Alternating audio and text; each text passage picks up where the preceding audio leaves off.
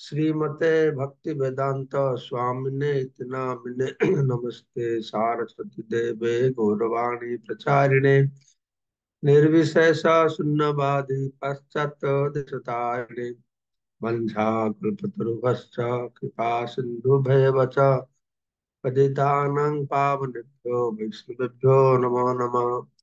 आजानुलंबित भुजौ कनकावदातो संकीर्तनैकपितरौ कमलायताक्षौ विश्वम्भरौ द्विजवरौ जुगधर्मपालौ वन्दे जगत्प्रियकरौ करुणावतारौ चिराददत निजगुप्तपीतं स्वप्रेम नामामृतमत्तुतारम् आपामरुजविततारं गौरकृष्णजनभ्यो तमहं प्रपद्ये आनन्दलीलामय विग्रहाय हेमावदिभ्यो च विसुन्दराय तस्मै महाप्रेम रसप्रदाय चैतन्यचन्द्राय नमो नमस्ते।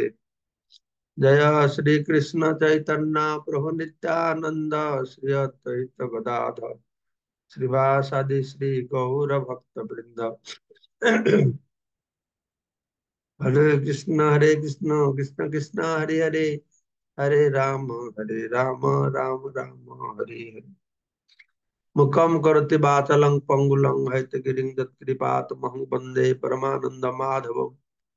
श्री गुरु दिनतारिणम श्री चैतन्य ईश्वरम नमो विष्णुपादाय कृष्णपृष्ठाय भूतले श्रीमती जय पताका स्वामिने नामिने श्री चैतन्य चरितमृतम आदि लीला सप्तम परिच्छेद। महाप्रभु কাশী মায়াবাদের কাছে উপস্থাপন করলেন তাদের মধ্যে কি ভুল আছে। তারা শুনে বল, হ্যাঁ আপনারা যা বলছেন ভালো লাগছে, তাহলে ঠিকঠাক কি বলুন আমাদেরকে। তো মহাপ্রভু বর্ণনা করছেন, প্রণব সে মহাবাক্য বেদের নিদান ঈশ্বর স্বরূপ প্রণব সর্ব বিশ্বধাম। প্রণব শব্দ ব্রহ্ম, এখানে অনুবাদে যাহা প্রপাত বলছেন তাহলে বুঝতে হবে প্রণব মানে শব্দ ব্রহ্ম, সেটাকে ওঙ্কার বলা আছে। শব্দ ব্রহ্ম ওঙ্কারকে প্রণব বলা হয়। শব্দ ব্রহ্ম ওঙ্কার হচ্ছে বেদের মহাবাক্য। ভগবত গীতায় কৃষ্ণ বলেছেন, আমি হচ্ছে ওঙ্কার, তাই না? তো ওঙ্কার হচ্ছে কি? ওঙ্কার হচ্ছে মানে ভগবানের যে ভাগবত, ভগবানের শব্দ অবতার, সেরকম ওঙ্কার, এটা হচ্ছে বেদের মহাবাক্য। তা হচ্ছে সমস্ত বৈদিক মন্ত্রের আধার। ওঙ্কার থেকে সবকিছু সৃষ্টি হয়েছে, সবকিছু জ্ঞান ওঙ্কার, ওং, ওং থেকে সৃষ্টি হয়েছে। তাই আপনারা দেখবেন অনেক লোক ওংকে পূজা করে, ওংকে পূজা করে, সেটা ঠিক আছে, কিন্তু ওংটাকে ভগবান বলছে আমি হচ্ছে বেদের ওঙ্কার। ভগবানকে বাদ দিয়ে ওঙ্কারকে পূজা করতে লাগে না। আর কৃষ্ণকে পূজা করলে তো ওঙ্কারের পূজা হয় বা ওঙ্কারের গুরুত্ব প্রাপ্ত হয়। তো ঈশ্বর স্বরূপ প্রণব সর্ববিশ্বধাম, এই শব্দ ব্রহ্মরূপে পরমেশ্বর ভগবানের প্রকাশ আছে এই প্রণব। হম সমস্ত সৃষ্টির আধার ওঙ্কারকে স্বীকার করা উচিত। ওঙ্কার থেকে সবকিছু সৃষ্টি হয়েছে, সবকিছু উদ্ভব হয়েছে, সব শাস্ত্র ওঙ্কার থেকে এসেছে। তো সেই জন্য ভগবত গীতায় অষ্টম অধ্যায় 13 নম্বর শ্লোকে ওঙ্কার এর মহিমা বর্ণনা করা হয়েছে। ওং ইতি এক অক্ষরম ব্রহ্ম বেহারন বেহারন মাম অনুস্মরণ जब प्रयाति त्यजत देहम सजाति परमम गति। এই শ্লোকটি ইঙ্গিত করছে যে ওঙ্কার বা প্রণব হচ্ছে পরমেশ্বর ভগবানের শব্দ ব্রহ্মরূপ প্রকাশ।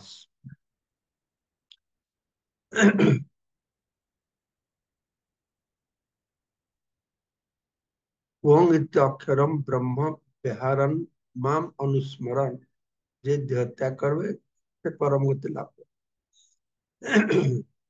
তো এই ওঙ্কার হচ্ছে ভগবানের শব্দ ব্রহ্ম প্রকাশ রূপে প্রকাশ। তাই মৃত্যুর সময় কেউ যদি ওং এই একটি অক্ষর স্মরণ করে, তাহলে তিনি পরমেশ্বর ভগবানকে স্মরণ করে, এবং তার ফলে তিনি তৎক্ষণাৎ পরম গতি লাভ করে চিৎ জগতে প্রবিষ্ট হয়। মৃত্যুর সময় যদি ওং এই শব্দটাকে স্মরণ করে। ওঙ্কার হচ্ছে সমস্ত বৈদিক মন্ত্রের ভিত্তি, কেননা তা হচ্ছে শব্দ ব্রহ্মরূপে ভগবান শ্রীকৃষ্ণের প্রকাশ, এবং তাকে জানাই হচ্ছে বেদের চরম লক্ষ্য। বেদের চরম লক্ষ্য ওঙ্কারকে জানা। ওঙ্কার হচ্ছে ভগবানের প্রকাশ। তা আমরা আগে শুনেছি বেদে সর্বে অহম বেবেদ্য। তাই ওঙ্কারকে তারা স্মরণ করে। সেই সম্বন্ধে ভগবত গীতায় বলা হয়েছে বেদে সর্বে অহম বেবেদ্য। ভগবত গীতা বর্ণিত এই সমস্ত সরল কথাগুলি মায়াবাজার বুঝতে পারে। এগুলো সরল কথা, এতে আর কি বাকচাতুর্য দরকার নেই, গ্রামার দরকার নেই, সংস্কৃত পাণ্ডিত্য দরকার নেই। সর্বস্ব বেদের অহম বেদ্য। সমস্ত বেদের জ্ঞাত বিষয় হচ্ছে আমি। আহ, কিন্তু এই মায়াবাদীটা বুঝতে চেষ্টা করে, অথচ নিজেদের বড় বড় বৈদান্তিক বলে মনে করে, তারা গর্ববোধ করে। তাই কখনো কখনো আমরা বেদান্তি দার্শনিকদের বিদন্তি অর্থাৎ দন্তহীন বলে বর্ণনা করি। প্রভুপাদ আরেক জায়গায় বলছেন যে বেদর তরর গলিতং ফলং সুখ মুখাদম দ্রবসম্মিত। ভক্তরা কি করে, বেদ রূপক বৃক্ষের পরিপক্ক সুমিষ্ট ফলস্বরূপ যে শ্রীমদ ভাগবতম, সে ভাগবতম রসকে আস্বাদন করে। বেদের সার ভাগ ফলটাকে আস্বাদন করে। তো কিন্তু বেদান্তি ভগবত বলছেন, যারা ফলটাকে না খেয়ে গাছ থেকে চাবায়, আমটা খাইলে না টেস্ট পাবে, গাছটাকে চাবায়। বেদ হচ্ছে বৃক্ষ, ফল হচ্ছে ভাগবতম। তো ফল হচ্ছে ভাগবতম। তো ভাগবতকে রস আস্বাদন করা যাবে না? হ্যাঁ, ভাগবতের রস আছে, কিন্তু বেদে তো তার রস নেই। থাকলে সেটা গুপ্ত ভাবে রাখা হয়েছে। তো বেদ অধ্যয়ন করা মানে এই আম গাছকে চাবানো। তো আম গাছ তো শক্ত, আম গাছ চাবাতে চাবাতে দাঁত সব পড়ে গেছে, তাই তারা বেদান্তি হয়ে গেছে। হ্যাঁ, বেদান্তি, দন্ত নেই তাদের, বেদান্তি। হ্যাঁ, শঙ্কর দর্শনের সমস্ত যুক্তি যা হচ্ছে মায়াবতীর দান্ত, তা রামানুজাচার্যাদি মহান বৈষ্ণব আচার্যদের সুদৃঢ় যুক্তির উপর ভগ্ন হয়েছে। এখানে আরো এরকম ব্যাখ্যা দিয়েছেন প্রভুপাদ। হ্যাঁ, বেদান্তি মানে কি, মানে শঙ্কর দর্শনের সমস্ত যুক্তিগুলো দান্তের মতো। সে যে মায়াবাদের দান্ত। কিন্তু রামানুজাচার্য বৈষ্ণবরা কি করছে, তাদের যুক্তি দিয়ে সব ওদের যুক্তিকে খণ্ডন করেছে, অর্থাৎ সব দাঁত গুলো পড়ে গেছে ওদের। তাই তাদেরকে বেদান্তি বলা হচ্ছে, দন্ত নাই।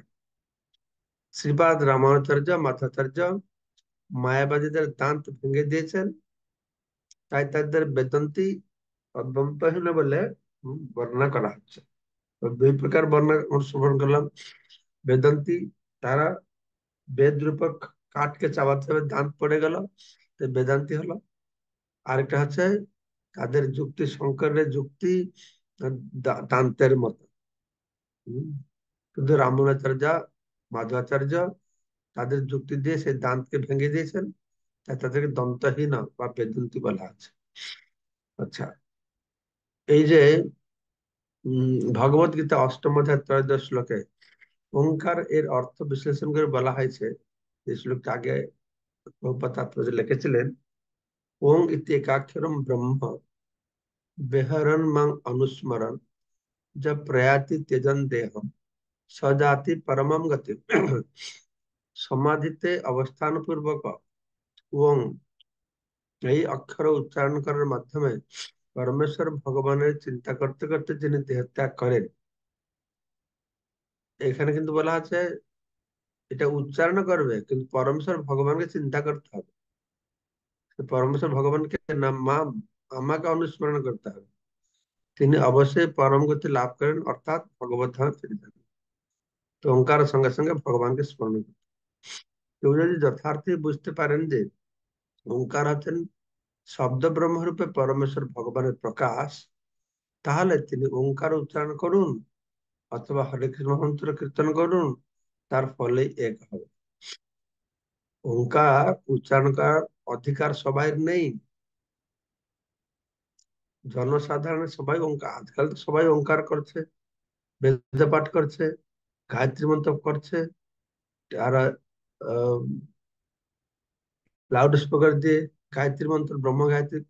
আগে এটা ছিল না। ওঙ্কার ঠিকভাবে উচ্চারণ করতে হলে সেরকম অধিকার থাকা দরকার। আসলে সাধনা রয়েছে, শুদ্ধতা রয়েছে, তারাই ওঙ্কারকে স্মরণ করতে পারে। তো কলিযুগে সেই শব্দ ব্রহ্মরূপে ভগবান এসেছেন হরে কৃষ্ণ মহামন্ত্র রূপে। তো ওঙ্কার এর অর্থ বিশ্লেষণ করে ভগবত গীতায় নবম অধ্যায় সপ্তদশ শ্লোকে আরো বলা হয়েছে, পিতা অহম অস্য জগত মাতা ধাতা পিতামহ বেদ্যম পবিত্রম ওঙ্কার ঋক সাম যজুরেব চ। এখানে তিনি যে হচ্ছেন ওঙ্কার, এটা বললেন। হুম, আগের শ্লোকে বলা হলো দেহত্যাগের সময় ওঙ্কারকে উচ্চারণ করে যে আমাকে স্মরণ করে, মাম অনুস্মরণ, দেহত্যাগ করবে সে পরম গতি পাবে। আর এখানে বলছেন আমি হচ্ছে ওঙ্কার, আমি এই জগতের পিতা মাতা বিধাতা পিতামহ, আমি বেদ্য বেদ্যম। আহ এখানে আটা শ্লোকে বলে সর্বস্ব সর্বস্ব বেদম অহমব বেদ্য, এখানে বলছেন বেদ্যম, আমি হচ্ছে বেদ্য, পবিত্রম পবিত্রকারী, এবং ওঙ্কার, আমি ঋক সাম জুড়ে ঋক বেদ সাম আর যজুর। তেমনই ওঙ্কার সম্বন্ধে ভগবত গীতায় সপ্তদশ অধ্যায় ত্রয়োবিংশতি শ্লোকে আরো বলা হয়েছে, তিনটে শ্লোক বলা হলো। ওম তৎসদিতি নির্দেশ ব্রহ্মণস্ত্রিবিধ স্মৃত ব্রাহ্মণাস্তেন বেদাশ্চ যজ্ঞশ্চ বিহিতঃ পুরা।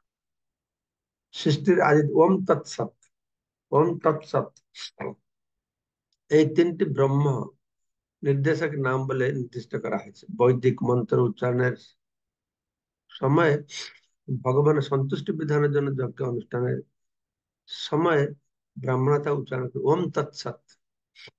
মানে যাকে কিছু দিতে হয়, রজগুণের দান আছে, তমগুণের দান আছে, সত্যগুণের দান আছে, কিন্তু ওম তৎসৎ বললে এটা শুদ্ধ সত্য হয়ে যায়।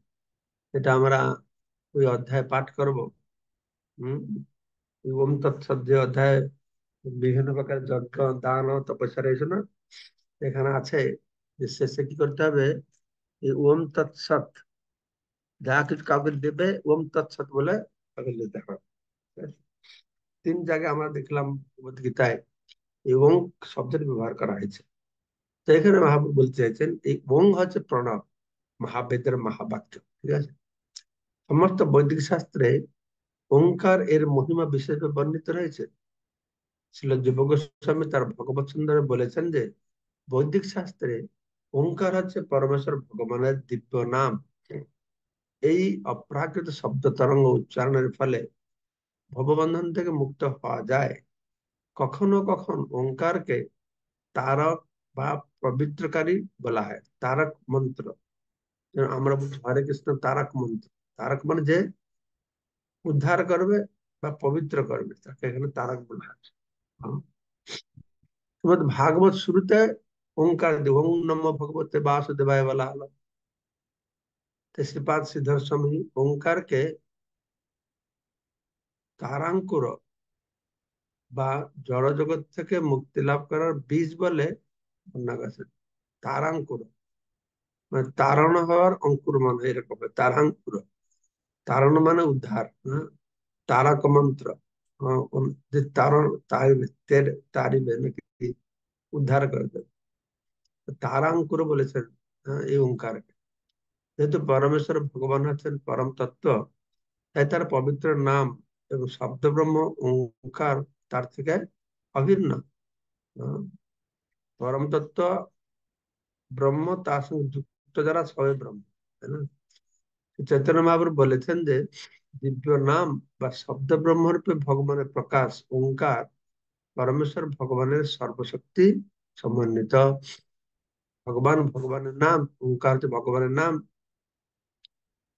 সবাইকে ভগবান আর ভগবান নাম অভিন্ন। যেন বলা আছে নাম নামকারী বহুধা নিজ সর্বশক্তি তত্রার্পিতা নিয়মিত স্মরণেন কাল। ভগবানের দিব্য নামে তার সমস্ত শক্তি অর্পিত হয়েছে। ভগবানের নাম অথবা ওঙ্কার যে পরমেশ্বর ভগবান থেকে অভিন্ন, এই সম্বন্ধে কোনো সংশয় নেই। ওঙ্কার হচ্ছে ভগবান থেকে অভিন্ন। ভগবানের ভিতরে যা শক্তি আছে তার নামের মধ্যে শক্তি আছে। অভিন্নতং নাম নামই ন, ভগবান তার নাম হচ্ছে অভিন্ন। তো পক্ষান্তরে যিনি ওঙ্কার এবং ভগবানের দিব্য নাম হরে কৃষ্ণ মহামন্ত্র উচ্চারণ করেন, তিনি তৎক্ষণাৎ শব্দ ব্রহ্মরূপে পরমেশ্বর ভগবানের সাক্ষাৎ লাভ করেন। নারদ পঞ্চরতে স্পষ্ট বলা হয়েছে যে যিনি অষ্টাক্ষর সম্মানিত ওম নমঃ ভগবতে বাসুদেবায় মন্ত্র উচ্চারণ করেন, পরমেশ্বর ভগবান নারায়ণ স্বয়ং তার সামনে উপস্থিত হন। নারদ পঞ্চরতে বর্ণনা করা হয়েছে, সেখানে ওম কথা বর্ণনা করা হলো। ভাগবত ওম নমঃ ভগবতে বাসুদেব বলা হলো, নারদ পঞ্চরাত্রে আবার বলা হলো ওম নমো নারায়ণ, সেখানে ওম শব্দটি ব্যবহার করা হলো। তিনি অষ্টাক্ষর সম্মানিত ওম নমো ওম নমো নারায়ণ বলা হলো। ধ্রুব মহারাজ ওম নমো ভগবতে বাসুদেবায় বললেন। হ্যাঁ, মান্ডুক্য উপনিষদে বর্ণনা করা হয়েছে যে চিৎ জগতে যা কিছু দেখতে পাওয়া যায় তা সবই হচ্ছে ওঙ্কার, এর চিৎ শক্তির প্রকাশ। এটা উপনিষদ মন্ডুক্য উপনিষদ। ওঙ্কার চিৎ শক্তির প্রকাশ, এতে ওঙ্কারের খুব গুরুত্ব আছে। তো সমস্ত উপনিষদে ভিত্তিতে ছিল যুব গোস্বামী বলেছেন যে ওঙ্কার হচ্ছে পরম তত্ত্ব। ছিল যুব গোস্বামী তো মহান পণ্ডিত ছিলেন, মহান ভক্ত ছিলেন। তিনি সব শাস্ত্রদের ষট ষট সন্দর্ভ রচনা করেছেন, খুব বিদ্বান ছিলেন। ষট সন্দর্ভের মাধ্যমে এই সমস্ত মায়াবাদ, বিভ্রান্তি, ভগবান সম্পর্কে, ধর্ম সম্পর্কে সব কিছু বিভ্রান্তিকে তিনি মূলোৎপাটন করে কৃষ্ণই যে ভগবান সেটাকে সুন্দরভাবে প্রতিষ্ঠা করেছেন। ষট সন্দর্ভ, এটা ভানু মহারাজ ইংরেজিতে অনুবাদ করেছেন, বাংলাও পাওয়া যায়। এই ওঙ্কার হচ্ছে পরম তত্ত্ব, আর সেই সত্য সমস্ত মহাজন ও আচার্য স্বীকার করে গেছে। ওঙ্কার হচ্ছে অনাদি, অবিকারী, পরম ও সব রকম জড় কলুষ বিকার থেকে মুক্ত। ওঙ্কার হচ্ছে সবকিছুরই আদি মধ্য অন্ত। যেমন ভগবান আদি, ভাগবতের আদ্যে চ অন্তে চ মধ্যে চ হরি সর্বত্র গিয়তে, সেরকম ওঙ্কারও সবকিছুর আদি মধ্য অন্ত। যিনি এইভাবে ওঙ্কারের অর্থ হৃদয়ঙ্গম করেছেন, তিনি ওঙ্কারের মাধ্যমে পারমার্থিক পূর্ণতা লাভ করেন। সকলের হৃদয়ে অধিষ্ঠিত ওঙ্কার হচ্ছেন ঈশ্বর। সে কথা ভগবত গীতায় প্রতিপন্ন হয়েছে, ঈশ্বর সর্বভূতানাং হৃদয়ে অর্জুন তিষ্ঠতি। এই ওঙ্কার আমাদের পরমাত্মা রূপে আমাদের হৃদয়ের সৃষ্টি হচ্ছে ওঙ্কার। ওঙ্কার বিষ্ণু থেকে অভিন্ন, কেননা ওঙ্কার বিষ্ণুরই মতো সর্বব্যাপ্ত। যিনি বুঝেছেন যে ওঙ্কার ও শ্রী বিষ্ণু অভিন্ন, তিনি শোক ও মোহ থেকে মুক্ত হয়েছে। তিনি ওঙ্কার শব্দ উচ্চারণ করেন, তিনি আর শূদ্র থাকেন না, তিনি তৎক্ষণাৎ ব্রাহ্মণ স্তরে উন্নীত হন। কেবলমাত্র ওঙ্কার উচ্চারণ করার মাধ্যমে হৃদয়ঙ্গম করা যায় যে সমস্ত সৃষ্টি হচ্ছে পরমেশ্বর ভগবানের শক্তির প্রকাশ। ওঙ্কার উচ্চারণ করে ইদম হি বিশ্বম ভগবান নিবেতরো যত জগৎ স্থান নিরোধ সম্ভব। ইদম হি বিশ্বম ভগবান নিবেতর, ভগবান এব ইতরো যত জগৎ স্থান নিরোধ সম্ভব। পরমেশ্বর ভগবান স্বয়ং এই জগৎ রূপে প্রকাশিত হয়েছে, কিন্তু তবুও তিনি তার থেকে ভিন্ন। এটা আমার আগে অনেক আলোচনা, সেই জন্য ভিন্ন ভিন্ন প্রকৃতি অষ্টদা। এই জগৎটা যে 8টা উপাদান তৈরি, ভিন্ন প্রকৃতি অষ্টদা ভগবান বলছে। তো তার থেকে জড় সৃষ্টি প্রকাশিত হয়েছে, তাকে আশ্রয় করে, তা বিরাজ করে, প্রলয়ের পরে তার মধ্যে লীন হয়ে যাবে। এইটাই হচ্ছে বৈষ্ণবদের মত। জড় জগৎ ভগবান থেকে সৃষ্টি হচ্ছে, যখন জড় জগৎ আছে ভগবানকে আশ্রয় করে রয়েছে, ভগবান আবার সে মিশে যাবে। হ্যাঁ, এটা বর্ণনা করা হয়েছে ভাগবত প্রথম স্কন্ধ পঞ্চম অধ্যায় 20 নম্বর শ্লোকে। যারা অজ্ঞ তারা বুঝতে পারে না, কিন্তু শ্রীমদ ভাগবতে বর্ণনা করা হয়েছে যে সমস্ত সৃষ্টি হচ্ছে পরমেশ্বর ভগবানের শক্তির প্রকাশ। পরমেশ্বর ভগবানের পবিত্র নাম ওঙ্কার উচ্চারণ করার মাধ্যমে তা উপলব্ধি করা সম্ভব।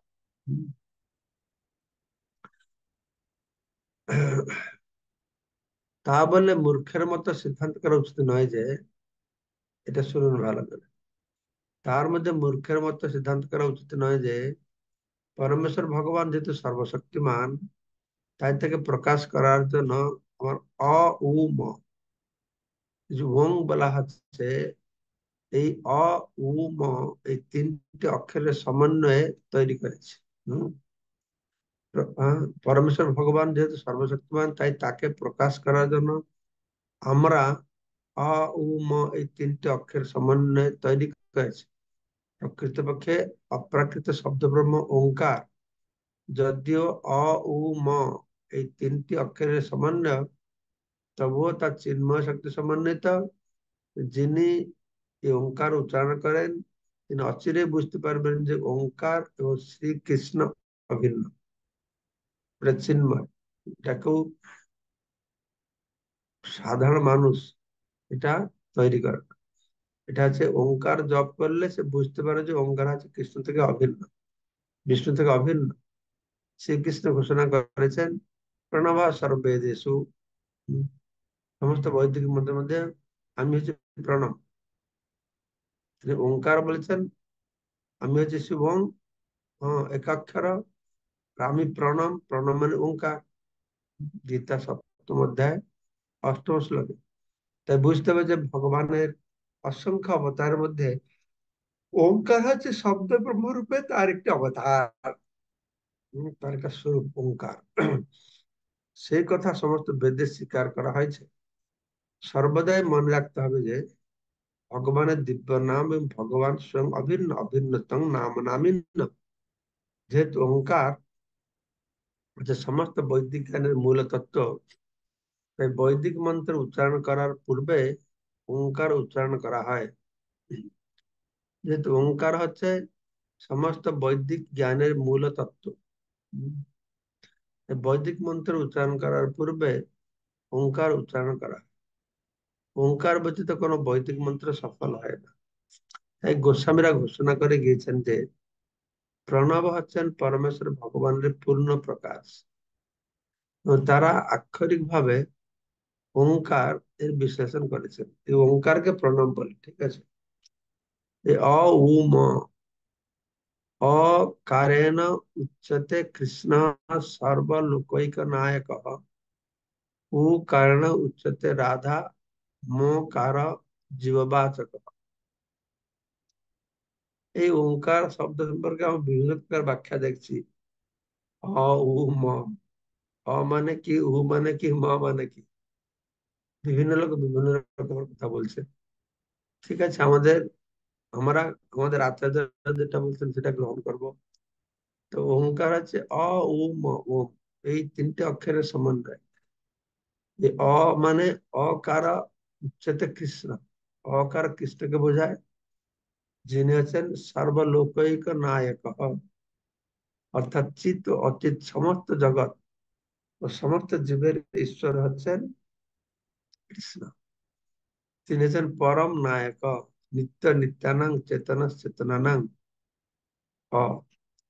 উকার হচ্ছে কৃষ্ণের হাদিনী শক্তি শ্রীমতী রাধা রানীকে ইঙ্গিত করে, আর মকার জীবকে ইঙ্গিত করে।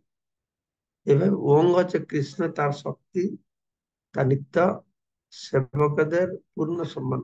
অ উ ম, কৃষ্ণ, রাধারানী এবং জীব। তো কৃষ্ণ, তার হাদিনী শক্তি রাধারানী এবং তার তটস্থ শক্তি, সে হচ্ছে জীব। তো জীবকে ইঙ্গিত করে মররা। এইভাবেই ওং হচ্ছেন শ্রীকৃষ্ণ, তার শক্তি ও নিত্য সেবকদের পূর্ণ সমন্বয়। পক্ষান্তরে ওঙ্কার বলতে শ্রীকৃষ্ণ তার নাম, যশ, লীলা, পরিকর, প্রকাশ, ভক্ত শক্তি আদি তার সঙ্গে সম্পর্কিত সবকিছু বোঝায়। ওঙ্কার, যেমন চৈতন্য চরিতামৃতে এই শ্লোকে চৈতন্য বর্ণনা করেছেন সর্ব বিশ্ব ধাম, এই শ্লোকে বলা হয়েছে। ওঙ্কার আছেন সবকিছুরই আশ্রয়স্থল, ঠিক যেমন শ্রীকৃষ্ণ হচ্ছেন সবকিছুর আশ্রয়স্থল। ব্রহ্মণই প্রতিষ্ঠাহম, ব্রহ্মণই প্রতিষ্ঠাহম। তো এখানে আমি শেষ করব, কিন্তু তাৎপর্য অনেক বড় আছে। আর বহু ভালো উপাদেয় কথা বর্ণনা করা হয়েছে। আহ চৈতন্য চরিতামৃত একটা নোটবুক। কোনো কিছু জানতে হলে সেই সম্পর্কে বিষয় আলোকপাত সব সেখানে আছে। মায়াবাদ জানতে চাইছো, এই কথোপকথনটি শোনো, সারম ভট্টাচার্যের সঙ্গে মহাপ্রভু কথোপকথন শোনো, বা সুস্পষ্ট জ্ঞান হয়ে যাবে। এই শ্লোকে ওঙ্কারটি বলা হল। ওঙ্কার সম্পর্কিত সমস্ত শ্লোকগুলি গীতায় কি আছে, ভাগবতে কি আছে, পঞ্চরাত্রে কি আছে, সব প্রভুপাদ তুলে ধরেছেন। নোট করবার জন্য এটা খুব ভালো। তো এখানে ওঙ্কারের শব্দ, ওঙ্কার মহাবাক্য আমরা গ্রহণ করি। তো মায়াবাদীদের মহাবাক্যটা কি কালকে আমরা শ্রবণ করবো। মহাবাক্য তাদের আহ, মুখ্য, মহাবাক্য মানে মুখ্য, মানে তত্ত্বমসি ইদম সর্বম, আহ, যদ অয়ম আত্মা ব্রহ্ম ইদম সর্বম আত্মৈব বেদম সর্বম নেহ নানাস্তি কিঞ্চন, এরকম হচ্ছে ওদের মহাবাক্য। কালকে আমরা শ্রবণ করবো। মনে রাখতে শেষ হলো, আপনার মনে রাখ। আর কোনো প্রশ্ন থাকলে বলুন আপনি। সুধাময় প্রভু কোথায় আজকে? নেই তো, মাতাজি বসে আছেন। প্রভু কোথায় গেল? প্রশ্ন আছে আপনার? বলুন, অনমিউট করতে হবে তো। হরে কৃষ্ণ মহারাজ, প্রণাম আপনার শ্রীচরণে। এই 122 নম্বর শ্লোকে আহ তাৎপর্যে বলছে যে ব্রহ্ম বস্তু পরম অলৌকিক বস্তু, সুতরাং তাতে ক্ষুদ্র মানুষের অচিন্তনীয় শক্তির সম্ভাবনা আছে। এই লাইনটা যদি একটু বলতেন। হয়ে গেল। কোনটা বলছেন? 122 নম্বর শ্লোকে তাৎপর্য 122 নম্বর, শেষের দিকে। 122 নম্বর আবার কোথায়? এখন 128। হ্যাঁ, 128 তুমি 122 নম্বর জিজ্ঞাসা করছো। 122 তো কবে থেকে চলে গেছে। 122, দাঁড়া দাঁড়া, 113।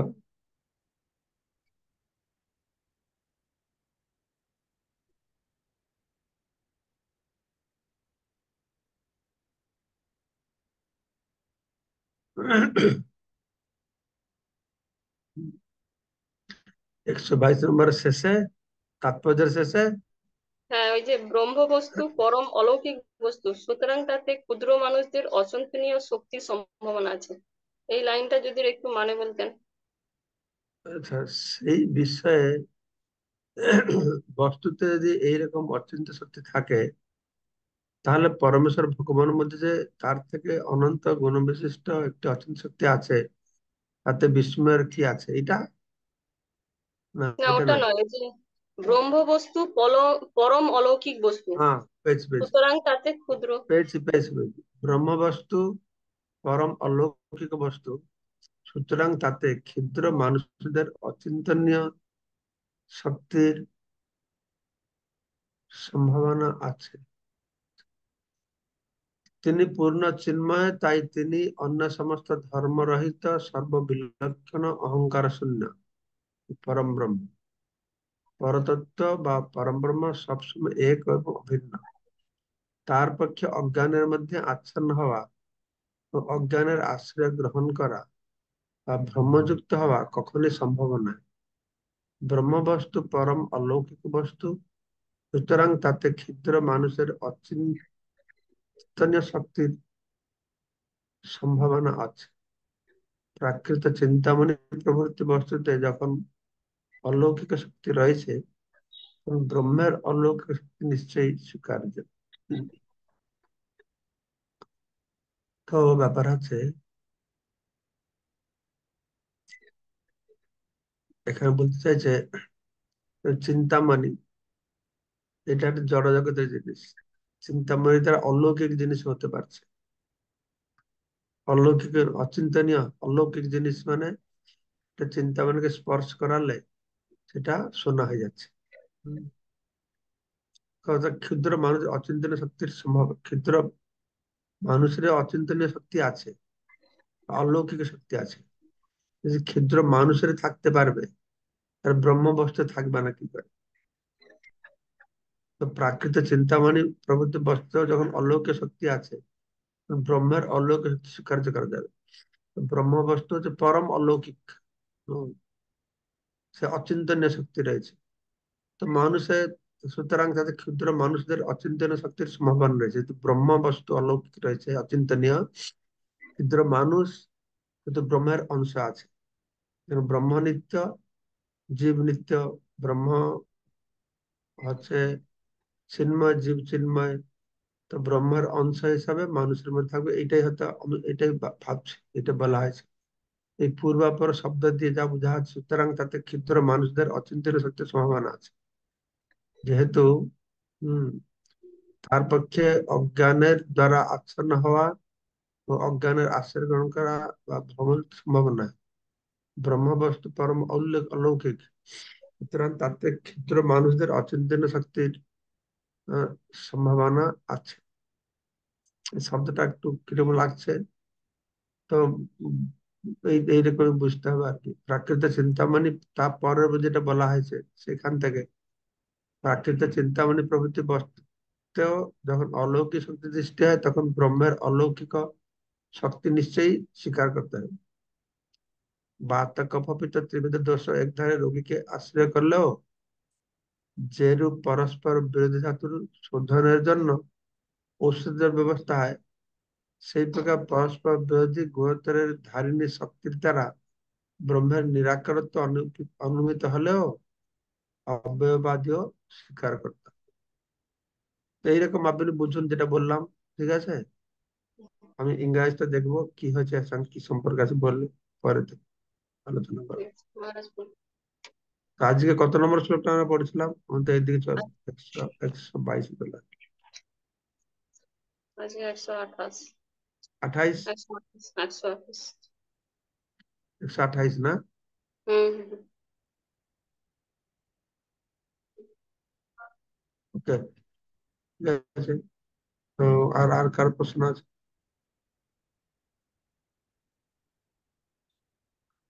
আচ্ছা, পিয়াল প্রভু বলুন কি বলছে।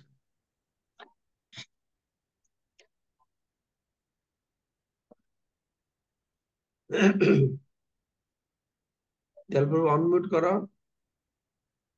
হরে কৃষ্ণ মহারাজ, ধন্যবাদ, প্রণাম মহারাজ।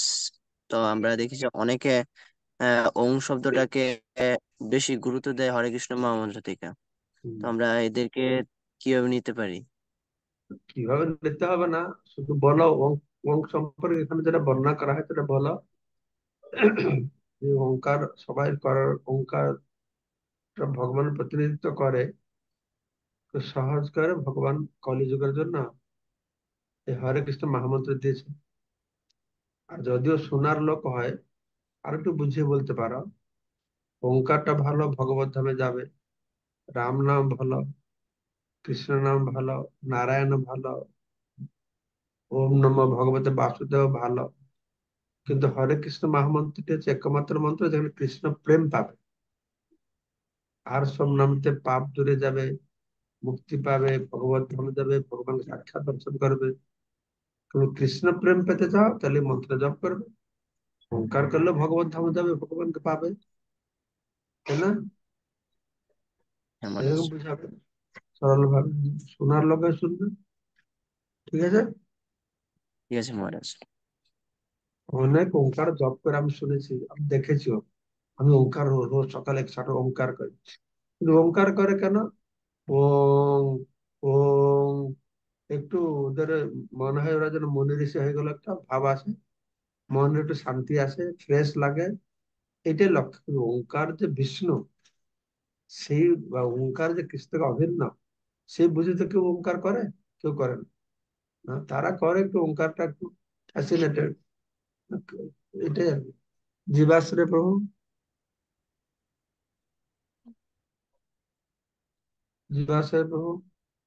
হ্যাঁ, ধন্যবাদ প্রণাম মহারাজ। আপনার আজকে খুব সুন্দর আলোচনার জন্য আপনার ধন্যবাদ প্রণাম মহারাজ। ওই ওম এবং ওম তৎসৎ, ওম তৎসতের শব্দটা যদি একটু আরেকবার একটু তাৎপর্য যদি বুঝিয়ে বলেন মহারাজ। ওম তৎসৎ আমরা যে বলি।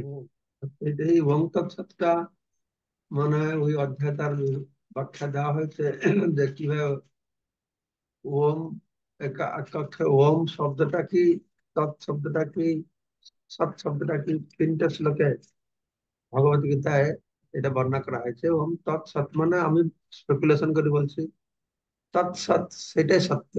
হুম, সেটাই সত্যি হচ্ছে। তত্ত্বম অসি, তুমি সেই হও, তত্ত্বম অসি, ওম তৎসৎ। সত্য, সত্য বস্তুকে, ওম হচ্ছে সত্য বস্তু, পরম সত্য বস্তু, এটাই বোঝাচ্ছে, ভাবছি এটা মতো। কামাল শ্যাম সুন্দর প্রভু। প্রভু একটা প্রশ্ন এইটার সঙ্গেই, যে আপনি বলেছেন যে ওম তৎসৎ আমরা বলি কিছু দেওয়ার সময়, হম, কিছু দেওয়ার সময় আমরা ওম তৎসৎ বলি, এটার হম, অর্থটা কি মহারাজ? যেটা গীতায় বলেছেন সেটা কিছু দান টান দিচ্ছ, এই ওম তৎসৎ বললে এটা নির্গুণ দান হবে, মানে আচ্ছা। ভগবান উদ্দেশ্যে দিয়ে বলা আছে আর কি।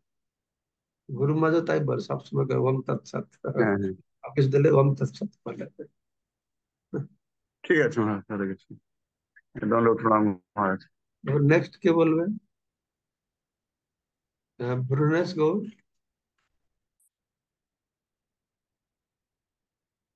হরে কৃষ্ণ, ধন্যবাদ প্রণাম মহারাজ।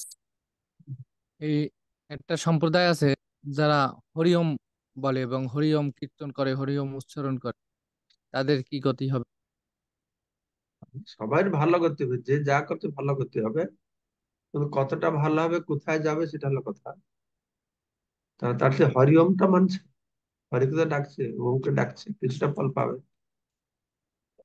ঠিক আছে, কিন্তু হরিকে জেনে, ওম কি, ওম যে বিষ্ণু, হরি যে বিষ্ণু, বিষ্ণু যে ভগবান কৃষ্ণের প্রকাশ, এ সব জেনে করলে সেটা দৃঢ় হবে।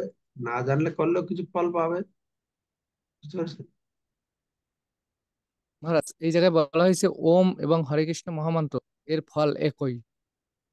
তাহলে আমরা তো হরে কৃষ্ণ মহামন্ত্র উচ্চারণ করি, আমরা তো এরকম আলাদাভাবে ওম উচ্চারণ করি না। ওম তাহলে দরকার ওম হলো উচ্চারণ করা একটু সহজসাধ্য না?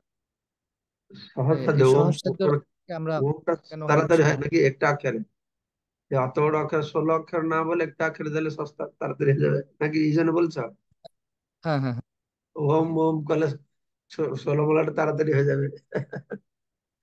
এই হরে কৃষ্ণ করে 16 মালা অনেক সময় লাগে, এই জন্য বলছো সস্তা হবে বলে নাকি?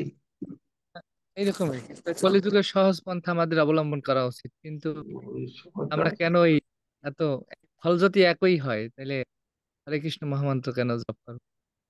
এটা না। ফল একই, এক মানে তোমার ঊর্ধ্বগতি হবে, কিন্তু সেই ওঙ্কারটার সঙ্গে সঙ্গে ভগবান কৃষ্ণকে স্মরণ করতে হবে, তাহলে তুমি ভগবত ধামে যাবে। কিন্তু আমি বললাম না, ওঙ্কার করো, রাম রাম করো, ওম নমো ভগবতে বাসুদেবায় করো, ওম নমো নারায়ণ করো, যা করো, কৃষ্ণ প্রেমটা তাদের পাওয়া যাবে।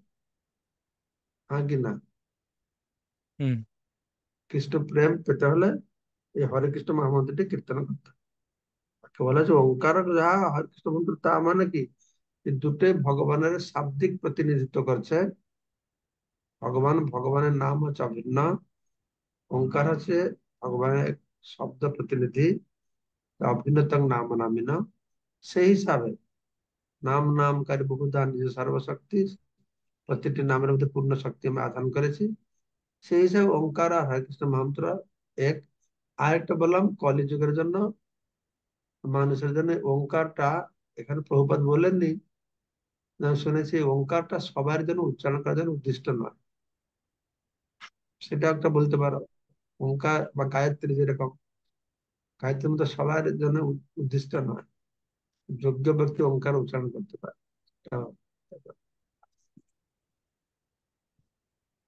এটা একটা ঠিক আছে। আর কি আছে? ভক্তের ভগবান নৃসিংহদেব।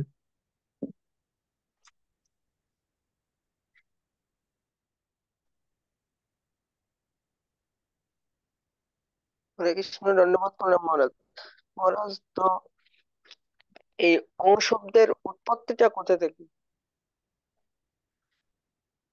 ওং শব্দের উৎপত্তি হয় না তো, এটা তো নিত্য আছে। যে নিত্য আছে তার উৎপত্তি হবে কি করে? এটা তো ভগবত ধাম থেকে আসছে, এর উৎপত্তি আর নাই, এর উৎপত্তি নাই, বিনাশ নাই। ওঙ্কার তো ব্রহ্ম বস্তু, পরম সত্য বস্তু, ভগবানের শাব্দিক প্রতিনিধিত্ব করছে, এর উৎপত্তি হবে কি করে?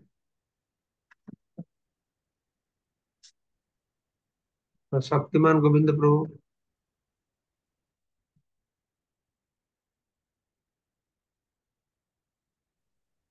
মহারাজ, আপনার শিষ্যের দণ্ডবোধ প্রণাম। আমার যা জিজ্ঞাসা ছিল, আলোচনাতে আমি সেটা বুঝতে পেরেছি। শুধু একটা জিনিস এখনো ক্লিয়ার হয়নি, যে 128 নম্বর শ্লোকে রয়েছে ওঙ্কার হচ্ছেন শব্দ ব্রহ্মরূপে পরমেশ ভগবানের প্রকাশ। তাহলে তিনি ওঙ্কার উচ্চারণ করুন অথবা হরে কৃষ্ণ মহামন্ত্র কীর্তন করুন, তার ফল একই হবে। আর আপনার আলোচনায় বুঝতে পারলাম যে ফল একই হচ্ছে না, কেননা আলোচনা করতে লাভ হচ্ছে না। এখানে ফল একই হয়েছে বুঝবো।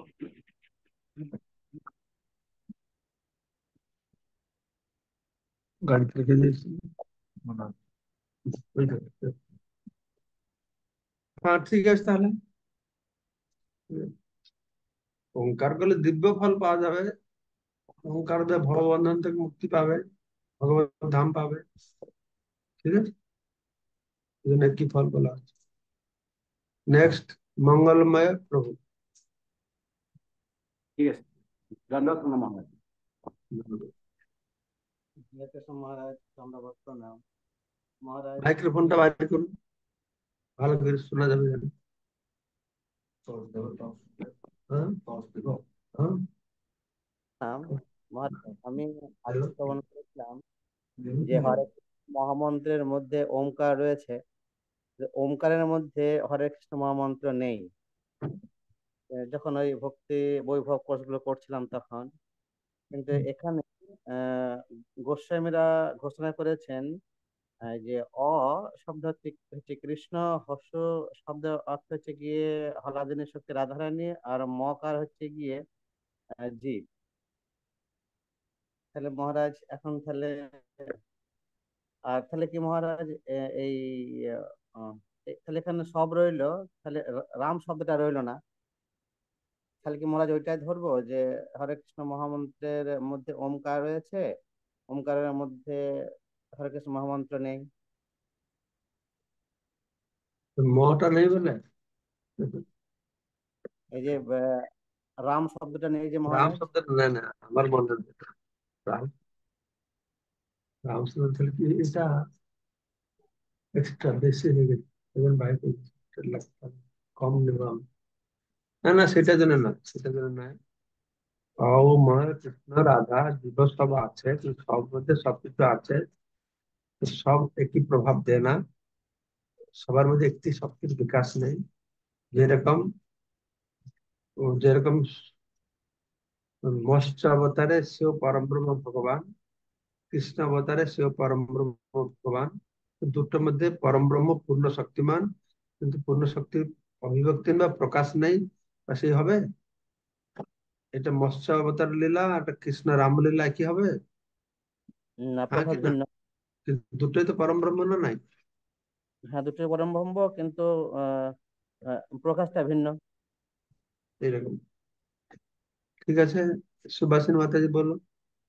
বৈচিত্র্য ভিন্ন। সুভাষিনী মাতা কি বলছেন? হরে কৃষ্ণ, ধন্যবাদ, প্রণাম মহারাজ আপনার শ্রী চরণে। অমৃতময় ক্লাসের জন্য ধন্যবাদ মহারাজ।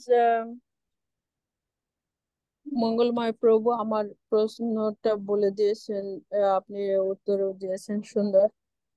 মহারাজ, একটু জানার বিষয় যে কেউ যদি প্রশ্ন করে যে আমাদের উচিত যে হরে কৃষ্ণ মহামন্ত্র উচ্চারণ করার আগে আমাদের ওং বলে নেওয়া উচিত, তাহলে আমরা কি উত্তরে বলতে পারি যে হরে কৃষ্ণ মহামন্ত্রের ভিতরেই তো ওং শব্দ আছে, তাহলে আর বলার প্রয়োজন কি আছে মহারাজ? হরে কৃষ্ণ। হ্যাঁ, বলতে পারেন, কিন্তু আমি দেখছি কেউ কেউ আবার আমাদের আগে ওম হরে কৃষ্ণ যজ্ঞ টজ্ঞ সবাই এরকম বলে দেখছি।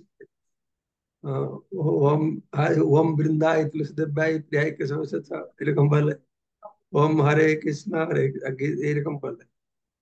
আমরা বুঝলে হবে ওঙ্কার আমাদের মহাপ্রভু বলেছেন হরে কৃষ্ণ মহামন্ত্র করলে ইহা হয়তো সর্বসিদ্ধি হবে তোমার, বাস ফিনিশ। অত বিভ্রান্তির মধ্যে না গিয়ে বলো মহাপ্রভু বলেছেন গুরু মেরে মুখ থেকে করলে শাসন, তোমার বেদান্ত অধিকার নেই, হ্যাঁ তুমি হরে কৃষ্ণ মহামন্ত্র করো। আর কোথাও ইয়ে না, ইহা জব সর্বজ্ঞা করে আর নির্বন্ধ, ইহা হয়তো সর্বসিদ্ধি হবে তোমার, বাস। হরে কৃষ্ণ মহামন্ত্র করলে আমাদের সব সিদ্ধি পাবো, বাস হয়ে গেল, আর কোথাও মন দেওয়া দরকার নেই। ঠিক আছে, তাহলে সবাইকে অশেষ ধন্যবাদ। আর খুব ভালো যে আপনারা ধন্যবাদ ভালো মহারাজ, খুঁটে কোটি খুঁটে কোটি প্রণাম আপনার শ্রী চরণে। ধন্যবাদ। আপনারা সবাই খুঁটে খুঁটে পড়ছেন, অনেক প্রশ্ন আসছে, সব প্রশ্নের উত্তর আমরা এখন না পেলেও কখনো কখনো পাবো, ভালো হবে। তো ওটা খুব ভালো জিনিস। এরকম বিশ্লেষণ করে শাস্ত্র অধ্যয়ন করলে জিনিসটা আরো উপলব্ধি হবে আর আমাদের বুদ্ধির বিকাশ হবে। সবাইকে অশেষ ধন্যবাদ। বাঞ্ছা কল্পতরুভ্যশ্চ কৃপা সিন্ধুভ্যেব কল্পতরুভ্যশ্চ কৃপা সিন্ধুভ্যেব চ পতিতানাং পাবনাভ্যো বৈষ্ণবায় নমো নমঃ। মহারাজ